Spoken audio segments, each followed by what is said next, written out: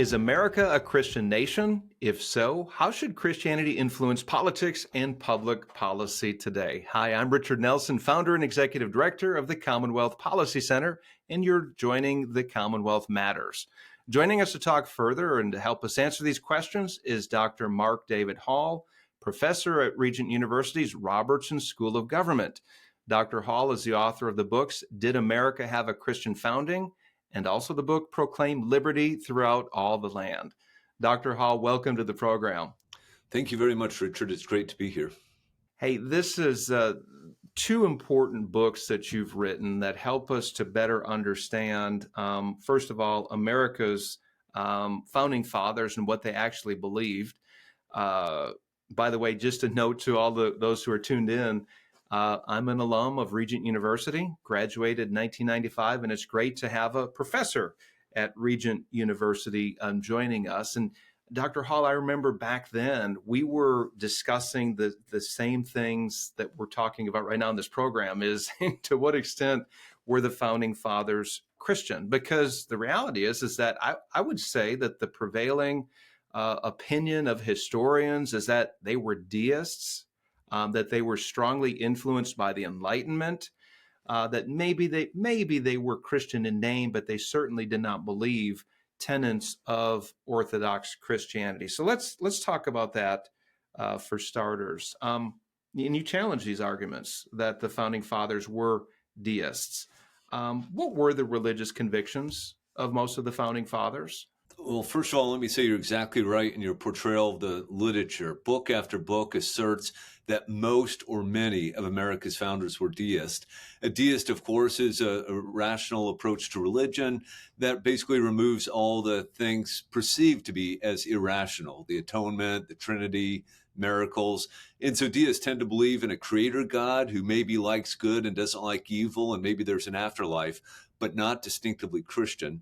If that's our definition of deist, I argue in the book that maybe two of the founders are accurately labeled deist. And one of those, Thomas Paine, isn't really even an American, right? He's from England. He spends most of his life in Europe. After he writes The Age of Reason, which is very much a deistic tract, he came back to America, and almost nobody wanted to have anything to do with him because of these heretical views. Ethan Allen is basically the only homegrown deist. So book after book makes this assertion, and what they always do is they focus in on 5 or 6 founders, a Thomas Jefferson, a James Madison, a John Adams, a George Washington, and Alexander Hamilton, and a handful of others. And certainly you're able to show that some of these founders are not Orthodox Christians, a Thomas Jefferson, a John Adams, for sure. Ben Franklin as a young man, certainly. And yet when you turn to other founders like a George Washington, a Alexander Hamilton, there's actually no good reason to believe that they aren't Orthodox Christians. And when you turn your eyes from these elites to the broader political class, I'm not talking about peasants in the field, but the sort of people serving in the Continental Congress, the state legislatures, debating the ratification of the Constitution, there's every reason to believe that most of them were Orthodox Christians. And, we could discuss their denominational makeup and that sort of thing. There's some distinctions. But 98% of Americans of European descent are Protestant, 2% Roman Catholic, about 1,500 Jews in 4 or 5 American cities. So an overwhelmingly Christian people. Yeah. In fact, in your book, you say that there were only 3 of the founding fathers that publicly questioned some aspects of Orthodox Christianity. You mentioned Thomas Paine, Ethan Allen, and Benjamin Franklin as well, who his views evolved. And just like all of us, Mark, we change in our views. We grow in understanding. I'm thinking of the Christian journey, where we start out, we have a starting point where we embrace faith, and then we grow in the faith. We learn more. We have influences in our lives. And I think perhaps this is the case with Franklin as well, who was a fan of George Whitefield. He would attend Whitefield's open-air sermons when he would come and preach, and I believe in Philadelphia. So Franklin, who knows, maybe he did embrace Orthodox Christianity at some point in his life. But it's fascinating that many historians, and many prominent historians, by the way, you quote some of their statements. Many prominent historians take the views of the handful, maybe a half dozen of the founding fathers, and they extrapolate those views on the rest of them. And what do we have in the Declaration of Independence? There were 55 signers. And so to take a half dozen and extrapolate that on the rest, that's not very good history, is it? It's not a very good historical analysis, is it? No, that's very right. And you think about some of these founders that are commonly looked at, they are very unrepresentative of the broader political class. So Ben Franklin spent literally half of the last 30 years of his life in Europe. Thomas Jefferson spent significant time in Europe. John Adams, significant time in Europe. Most of the founders usually looked at are Anglicans, members of the Church of England, and only about 15% of Americans are members of the Church of England. 50 to 75% are Calvinist, and John Adams is the only founder that is usually looked at who fits into that broadly into that denominational tradition. Now, don't get me wrong. I clearly acknowledge in the books that an Adams, a Franklin, a Jefferson are not Orthodox Christians, but an important part of the argument is they are not representative of the political class. It would be similar to someone mentioning 3, 4, or 5 African American Republicans and then concluding that most African Americans are Republicans. It's just a ridiculous claim. You contend in your book, Mark, that the Holy Scriptures were the most important source of authority for America's founding fathers, but also that the Scriptures were not a handbook of politics. So where do you come up with this? That's a radical statement in itself, that it's the most important source of authority for the founding fathers. Let's start there. Where do you come up with that statement? Well, first of all, we just know it to be the case. My friend Daniel Dreisbach has an excellent book, Reading the Bible with the Founding Fathers, where he shows the founders just were thoroughly familiar with Scripture, routinely weaving it into their public and private publications, letters, and this sort of thing, and that they, upon occasion, explicitly drew from it. So the Continental Army, for instance, limited the number of times a soldier could be whipped to 39. George Washington wanted to increase that to like 300. And Roger Sherman, that old Puritan from Connecticut, objected based on the Levitical law that, of course, says that no one can be whipped more than 40 times. And the Jewish scholars, the rabbis, of course, limited that to 39 times to make sure you don't go over 40. So that's a very specific example, but not really an interesting example. I think far more important is the founders were convinced to a person that humans are created in the imago Dei, the image of God, and therefore should be treated with respect and dignity. And yet they also recognize that humans are fallen. Right? Madison in Federalist 51, if men were angels, government wouldn't be necessary. But men aren't angels. And even Christians continue to struggle with the old man within. Everyone knew this. And this is why they adopted a constitutional order with separation of powers, checks and balances, federalism, whereas Enlightenment political thought is going exactly the opposite direction. Let's have a strong, centralized national government run by the experts. America's founders would have nothing to do with that sort of approach to government because of their Christian convictions. The founding fathers also realized that the Bible was not necessarily a handbook of politics, even though biblical principles were derived from it and applied to political issues, contemporary issues of the day. The founding fathers looked at other philosophers. John Locke, for example, was very influential. And so they did look to others. How would you address those critics who say, well, look, they were quoting Locke or they were looking at Montesquieu and these others? How would you address that?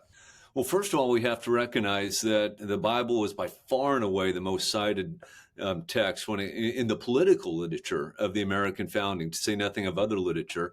So a fellow named Donald Lutz did an excellent study where he went through a bunch of political pamphlets, narrowed down these pamphlets to about 700 and some, and then he just simply counted up citations. And what he found is that something like 32% of them are to the Bible, 20% are to all Enlightenment authors combined. So that would certainly include a John Locke, Montesquieu, Adam Smith, Beccari, all of them combined are only 20%. And he profoundly undercounts references to the Bible because the founders were always weaving biblical text into their letters and pronouncements and this sort of thing. And he literally is looking for citations. So, for instance, George Washington weaves Micah 4:4 into letters and speeches more than 40 times, and yet he never puts a little parenthetical citation, Micah 4:4, after it. And so many scholars have just simply missed this. And they've said stupid things like there's no evidence that Washington ever read his Bible or cited it, whereas he quotes it literally all the time. And so the Bible is part and parcel of every political debate you can imagine. But the Bible, it teaches us that humans are created in the imago Dei. It teaches us how that humans are fallen, but it doesn't teach us how to put together a constitutional order. And so when we're thinking about, okay, what should this constitutional order look like? They certainly look to someone like Montesquieu, who's an early advocate of the separation of powers and explaining how we have to take the different power, the executive power, legislative power, judicial power, and separate it from each other. And so they certainly look to him to address a profoundly Christian problem, fallen human nature. And yeah, so they look at and cite, and Jefferson in the Declaration actually quotes John Locke. But this shouldn't surprise us. I bet if they look, you have a book coming out, I bet if I look at that book and want to see citations to things other than the Bible, it doesn't mean you aren't profoundly influenced by your Christian faith when it comes to politics. Yeah, no, that's very good. Very good response. So you say in your book, Mark, that the founding fathers drew from their Christian convictions to create a constitutional order that benefits all Americans and not just Christians. And these convictions, these Christian biblical principles, led them to limit things like federal power. They valued checks and balances within the government. They supported the rule of law. They protected a robust concept of religious liberty, these kind of things. So are you suggesting that when they were dialoguing and writing letters back and forth and doing official proceedings, were they referencing biblical principles that pointed to these things like checks and balances? Could you argue that it's because of the inherent sinfulness of man that you should not have concentrated power, right?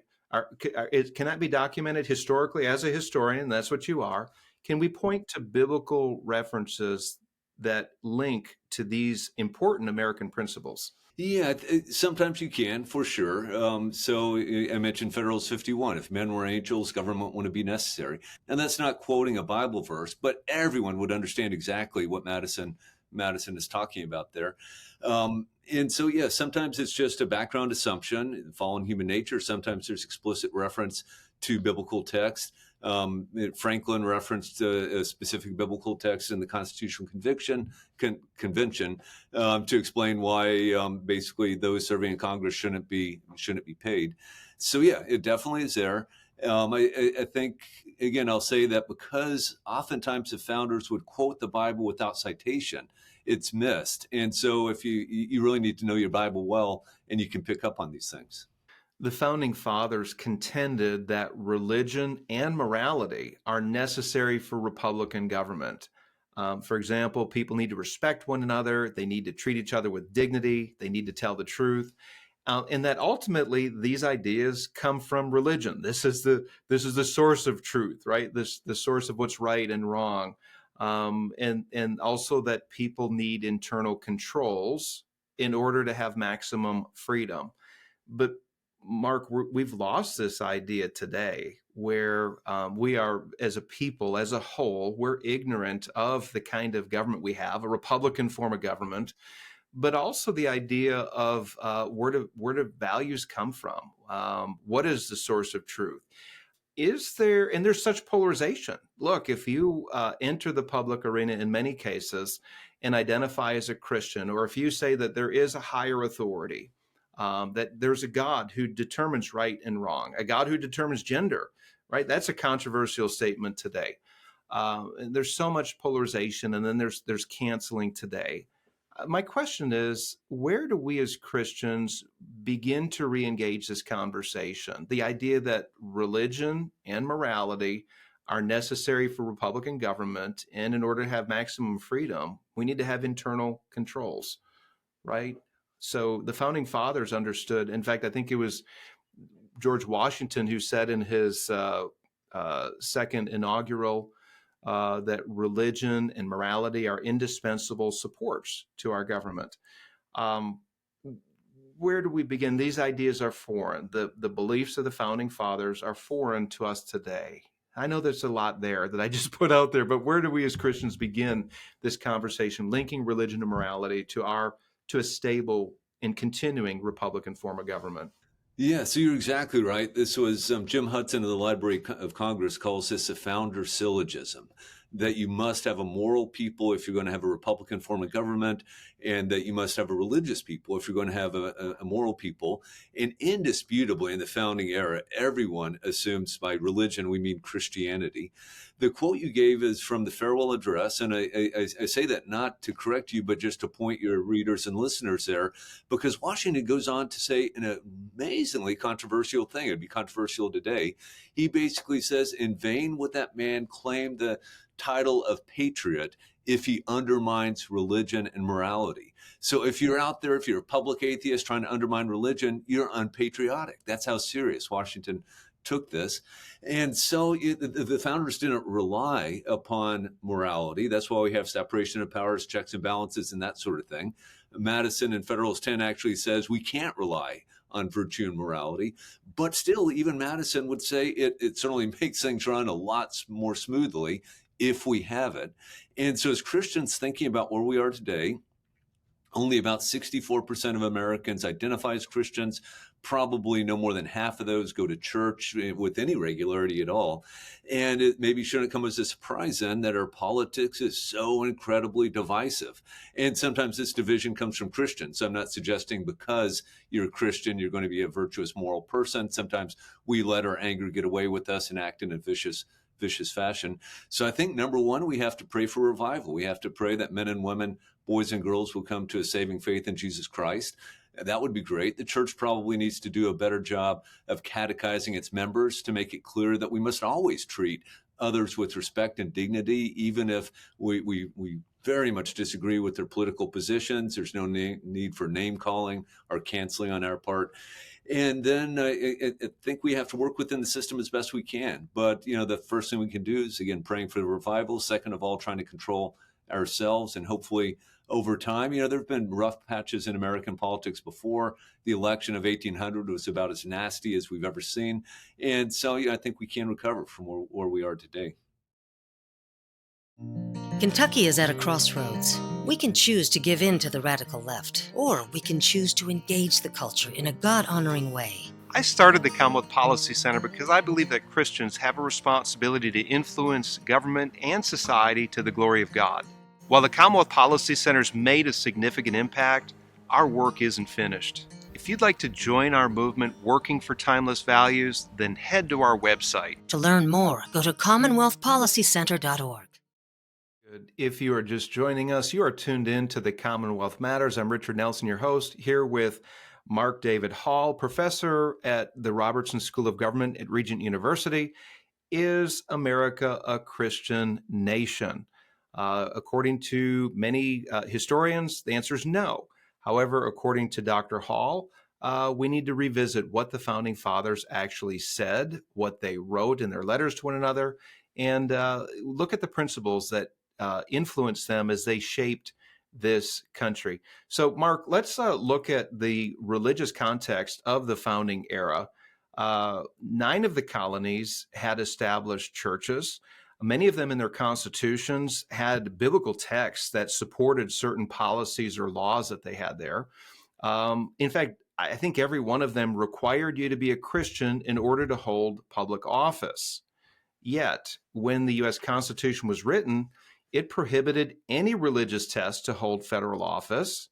The First Amendment provided religious freedom for citizens to practice whatever religious conviction they had. So it's clear just by those two things in what the Constitution says, prohibition of a religious test and the First Amendment freedoms to practice religion without federal government interference. So it seems to be that we're not explicitly a Christian nation. Is that correct in saying that? One of the things I do in the beginning of Did America Have a Christian Founding is, first of all, I consider what a Christian founding would look like, but then I also consider the question, when was America founded? One could argue that we were founded with our earliest colonial settlements, and if that's what you mean by our founding, then what you said is exactly right. You have law codes with scriptural defenses. You have prohibitions on Quakers and Jesuits. You just can't even come into the colony. You have religious tests for office. Fortunately, what we see over the 17th and into the 18th century is a growing understanding of the importance of religious toleration and then eventually religious liberty. And so colonies started voluntarily repealing these prohibitions, even going out of their way to accommodate Quakers, to allow them not to serve in the militia, for instance. And instead they could do military type work or pay for a substitute. They permitted the founders to affirm, or permitted Quakers to affirm rather than swear oaths. So by the time you get to the late 18th century, I think you really do have a much more robust understanding of religious liberty and religious equality. And it seems to me that I have a similar view today as a very sincere practicing Christian. And so I think they came, and I argue in the book, both books actually, that they came to these conclusions for religious reasons. And so they went out of their way to make it crystal clear that individuals from any religion should be free to practice a religion and act upon their religious beliefs whenever possible. That's why Article 6 of the Constitution bans religious tests for office. You're exactly right. Most states, even in 1787, still had religious tests for office, but states are voluntarily getting rid of them as we get into the late 18th into the 19th century, and sometimes they ignore them. There was an American Jew, Henry Jacob, who got elected to the North Carolina legislature in 1808. North Carolina clearly had a religious test that required one to be a Christian. He's Jewish. They let him serve anyway, and appropriately so, right? I think we can recognize that all Americans should be free to act upon their religious convictions and live according to them whenever possible. I'll stop there, and you can follow up however you want. No, that's good. I think that's good. By the way, North Carolina still forbids atheists from holding public office. It's on the books. I think it's part of their constitution. However, it's not enforceable because of a U.S. Supreme Court ruling in 1961 that struck that down. I think something that's important to point out here is that just because you are a Christian, maybe a Christian office holder, doesn't mean that you're going to be a good political leader. In fact, you could be a horrible leader. You could even be a very bad Christian. And you could be a non-Christian and hold public office and be very capable and work for the goodwill and the betterment of your community or your state. Now, as Christians, and I'm saying that just as a point of contrast there, just because you're a Christian doesn't mean you're going to be a great political leader or even a good political leader. But as Christians who believe in toleration, if that's the word, rights of conscience, we do not believe that somebody should be coerced to adhere to the Christian faith. We give birth for other people's conscience and their religious convictions, but also they have the opportunity to serve in office as well. This does not minimize, Mark, your and I's Christian convictions. The importance of somebody to have a relationship with Jesus Christ. But I think that this is important to talk about in a day and age that's highly polarized. And I see great pushback from those in the Christian community. There's some influential voices that are saying, look, only Christians should hold public office. And I'm getting into this Christian nationalism. There's a fairly recent term. It's only been around for a few years. But there was an influential book that came out a year or so ago by Stephen Wolfe, A Case for Christian Nationalism. He's making that case that only Christians should hold public office, that Christian citizens should actually have superior citizen rights to non-Christians. And there's some other troubling aspects there as well. And I know I'm kind of getting ahead of, maybe ahead of this conversation, but even ahead of a book that you just wrote on Christian nationalism. To give us a snapshot of what is your view of Christian nationalism as it's defined by the Stephen Wolfes and others in that camp? Sure. So it will come out next Tuesday, April the 2nd. The title is Who's Afraid of Christian Nationalism? So if I can take a little bit of a step back, prior to 2006, almost no one is calling himself a Christian nationalist or criticizing Christian nationalism. Beginning in 2006, what you did is you have the beginning of a polemical string of books decrying the rise of Christian nationalism. There are these Christian theocrats out there who want to take over America and oppress literally everyone except for white Christian men and maybe white Protestant men, right? And so ridiculous book after ridiculous book keeps making this argument. In around 2019, scholars started getting involved, and I don't think they're as ridiculous or as polemical. I'm thinking of Whitehead and Perry, Taking America Back for God, but fundamentally flawed books purporting to show that 51.9% of Americans are fully or partially embracing this racist, sexist, militarist, toxic stew of Christian nationalism.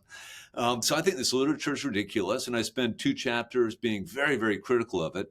Now, what blows my mind is after this term has only been used as a slur for over a dozen years, 2022, of course, some Christians come out and say, aha, we are Christian nationalists. Marjorie Taylor Greene, Stephen Wolfe, Torben Isker. Torben Isker's pamphlet is really very ridiculous. Stephen Wolfe's book is a very serious book of political theology. It's dense. It's worth reading. I disagree with it profoundly, and I've reviewed it twice, and I make a number of arguments where I think he goes astray. If I can just focus in on an area of his book where he drew from my scholarship pretty positively, the American founding. In effect, Wolfe argues that the 17th century Reformed or Calvinist political theologians got everything right. Now, I'm pretty reformed in my own theology, but what I point out is the Reformed tradition evolves. And by the time you get to the late 18th century, they're rejecting a lot of what had come before. To give just one obvious example, when the Presbyterians revised the Westminster Confession of Faith in 1788, they removed government from calling synods, from calling church synods, and from judging church synods. They just said, look, the government has no role in this. This is a business of the church. Stephen Wolfe, on the other hand, would have a Christian prince, and I think he literally means a prince, calling church synods and judging their outcomes and punishing lazy ministers. All things that I think are just horribly inappropriate, even though if some 17th century Calvinists might have approved them, by the time we get to the late 18th century, even very serious Calvinists have come to the conclusion that these are bad ideas, as are religious tests for office, as are established churches. They came to recognize what I think is definitely the case. When governments run churches, this is always bad for the church. We need to get the government out of the business of running churches and let the church be free to be the church. So they had come to these conclusions, and I think these are very good conclusions. And of course, the Reformed tradition has continued to evolve, mostly in good ways, but I'll just leave it at that. Yeah, no, that's good. That's all good, Mark. There are 2 distinct arenas. You have church, you have state. When you conflate the obligations and role of the church with that of the state, there are problems. And this is what history has shown us time and again, in Europe especially, but even in the colonies, where there was oppression of certain religious denominations. You had punishment. One denomination that was the state-sponsored church would punish those who were not part of that denomination. And the problem with it is that it coerced, it bullied, it did not respect the rights of conscience, which is part of being made in the image of God, is that God gives us a mind and a conscience. And for the state to bully and coerce because of somebody's religious convictions, and again, keep in mind, this was Christian on Christian coercion and bullying. Some were punished, some were jailed, fined, whipped.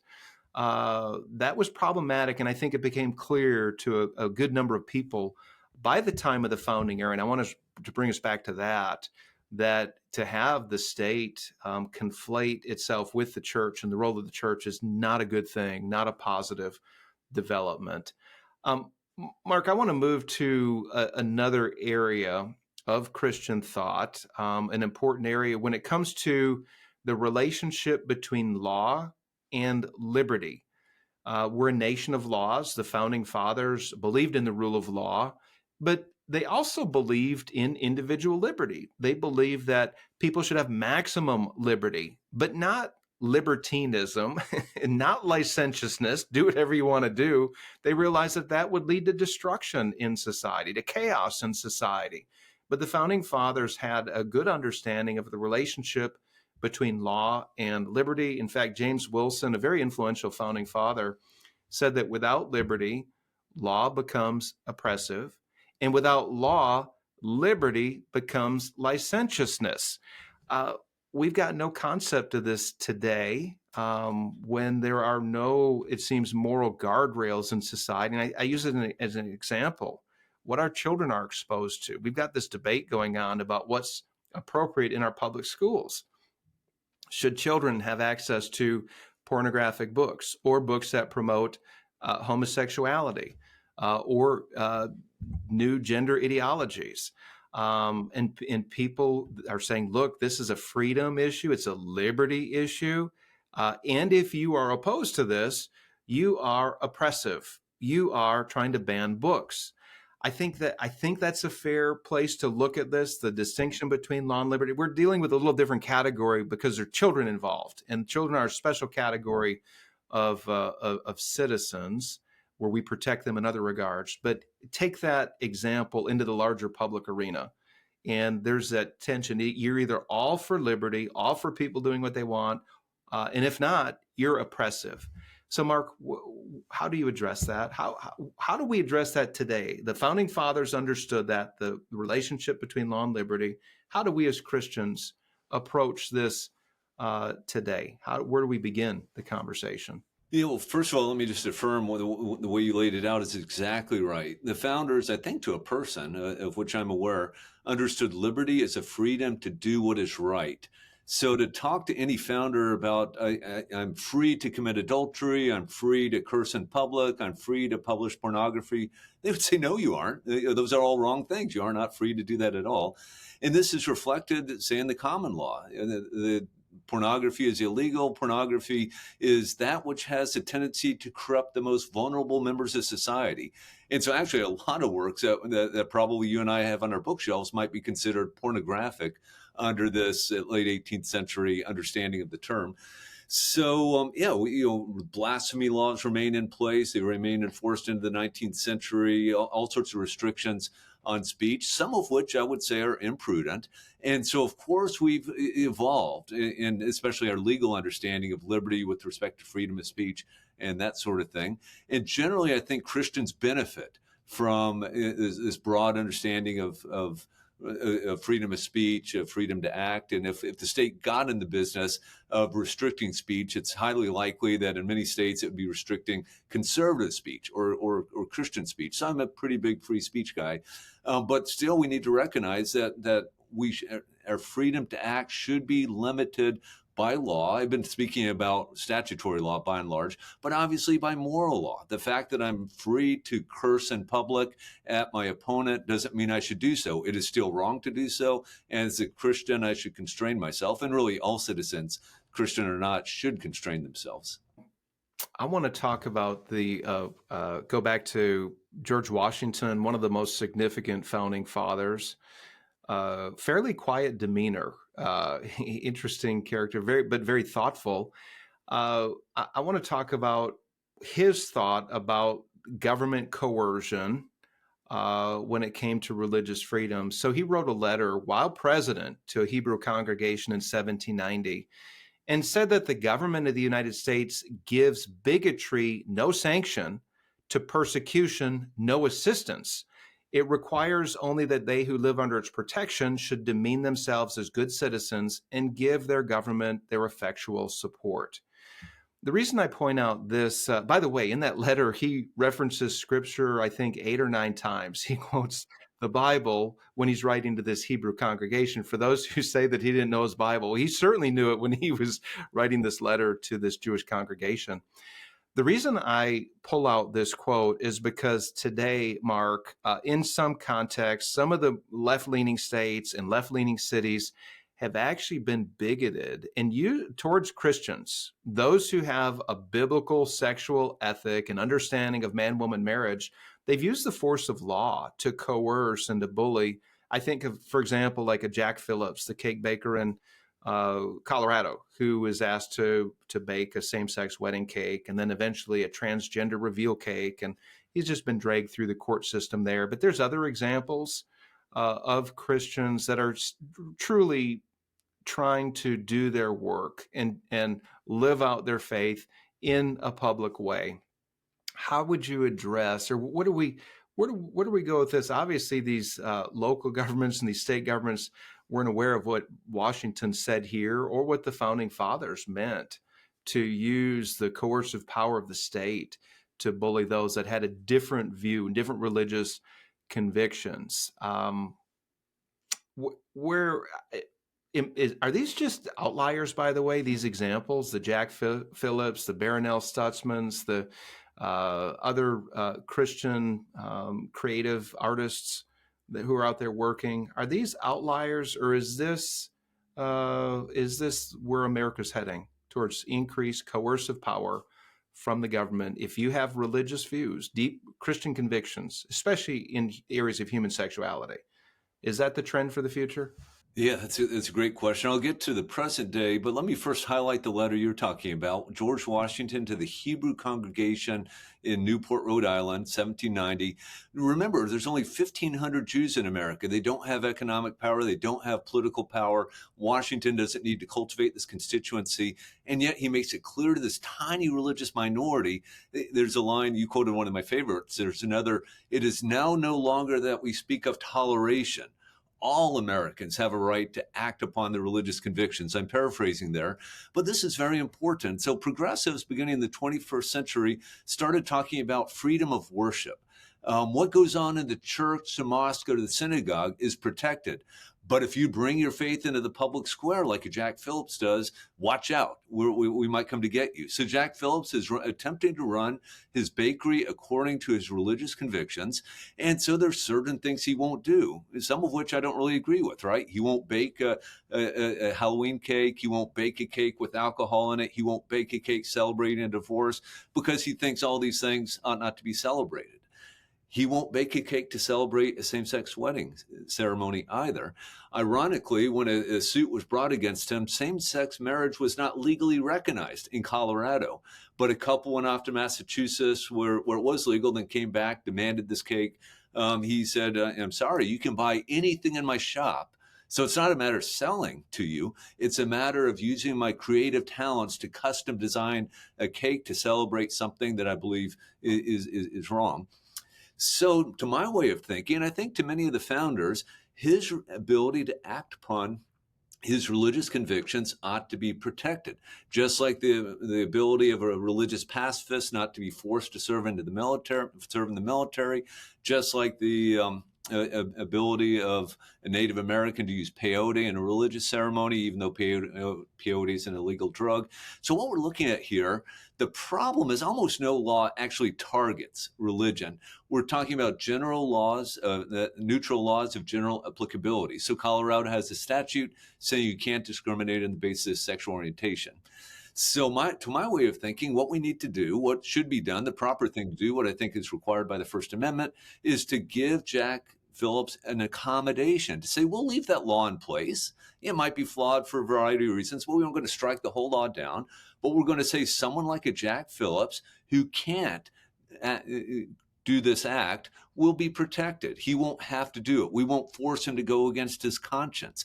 I think you mentioned recently there's a bill going through the Kentucky legislature aimed at protecting the consciences of medical professionals, such that if a doctor or a nurse says, I have religious convictions that keep me from participating in an abortion or sterilization or providing contraception, that they ought not to be forced to do that. We already have some of those protections at the federal level, but it's useful to have them in other areas at the state level as well. So one of the jobs I have is I'm director of a project called Religious Liberty in the States. And what we do is we look at 39 distinct ways that states can choose to protect or not to protect religious liberty. In other words, the ability to act according to one's conviction isn't protected already by the First Amendment or by federal legislation. So this is a project just in its third year, and we've already identified 39 distinct ways in which religious liberty could be protected or not by various states. And so as I track this sort of thing, you're exactly right. Jack Phillips is not an isolated example. There are threats to religious liberty everywhere. And they just aren't always, or they aren't always in blue states. You see them in red states as well. The sort of liberty threatened, the ability to act on certain things varies from state to state, but it's a problem and we need to be vigilant. And let me just real quickly put in a plug for Christian legal advocacy groups like First Liberty, Alliance Defending Freedom, the Beckett Fund. These are organizations at the front lines of protecting religious liberty, and they're very worthy of our support. They are, and they've been very effective, if I could add. They are winning most of the religious freedom cases that they bring to the federal courts. They're winning. If you look at the trend in the last 10 years, even though state laws and local laws may coerce and violate religious freedoms of people like Jack Phillips, when they are challenged and brought to courts, we're actually doing pretty well at the federal level, including all the way up to the U.S. Supreme Court. So that's encouraging as well. It is. And let me mention real quickly, sometimes people on the left say these groups are just interested in protecting Christians.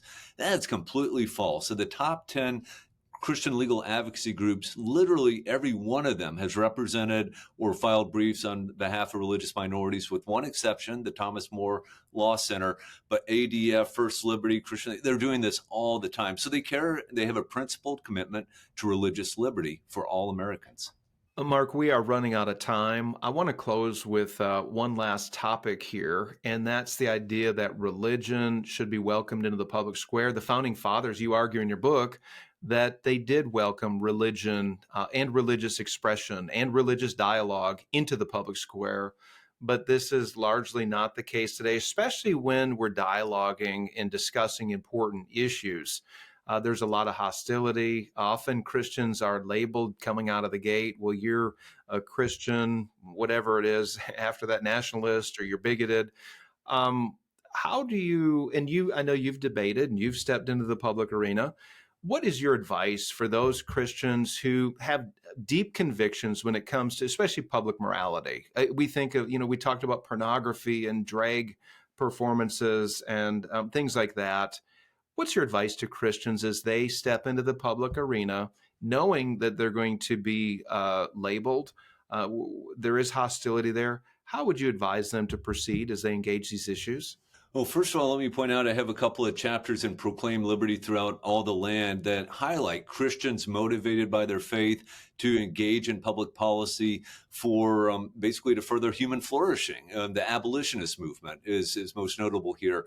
People sacrificing greatly to end the evil, horrible scourge of slavery. I don't talk about it in detail, but the civil rights movement of the mid-20th century, led by the Reverend Dr. Martin Luther King Jr., Reverend Ralph Abernathy, and on and on.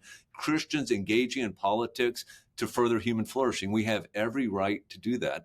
I think there are questions of prudence involved. So if I'm talking to a group of progressive Christians, but they actually are Christians, I might very well make biblical arguments and theological arguments to try to sway them. If I'm talking to a group of average citizens in Portland, Oregon, I live part of the year outside of Portland, Oregon, chances are this is a very secular population that is not going to be swayed by biblical or theological arguments. And so I would engage them in ways that I think would be most effective. If we're talking about abortion, I'd bring in scientific evidence as to the development of the unborn baby. I'd make moral arguments, right? Can't we all agree that innocent human beings ought not to be killed? If you can agree with that moral premise, then now let's talk about the slightly more difficult question, although I don't think it's all that difficult. Is an unborn baby a human being? And you can then rely on DNA and heartbeats and brain waves and hopefully quote unquote secular evidence that would convince an audience that wouldn't be open to Christian arguments. Although I certainly have a right to make biblical arguments even to that secular audience. I just wouldn't because I wouldn't think it would be effective. Yeah, that's good advice. Mark David Hall is the author of Did America Have a Christian Founding? And also Proclaim Liberty Throughout All the Land. Dr. Hall, it has been a joy having you on the Commonwealth Matters. I think we're going to need to have you come on again to talk about your new book on Christian nationalism. Would you be willing to do that? I would love to do that. Very good. And I want to thank all of you for tuning into the Commonwealth Matters.